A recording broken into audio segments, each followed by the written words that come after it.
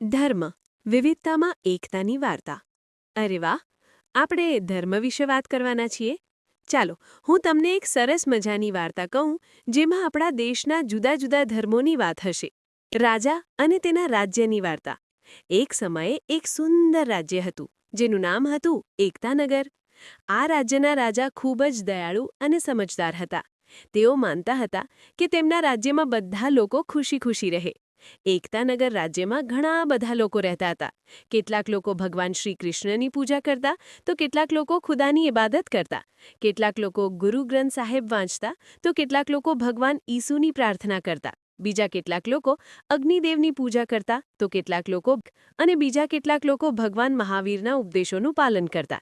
આમ એકતાનગર રાજ્યમાં હિન્દુ, મુસ્લિમ, શીખ, ખ્રિસ્તી, પારસી, જૈન જેવા જુદા જુદા ધર્મના લોકો રહેતા હતા.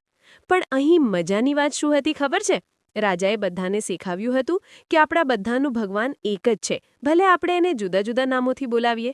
આપણી પ્રાર્થના કરવાની રીત ભલે અલગ હોય, પણ આપણા દિલમાં પ્રેમ અને સન્માનની ભાવના એક જ હોવી જોઈએ.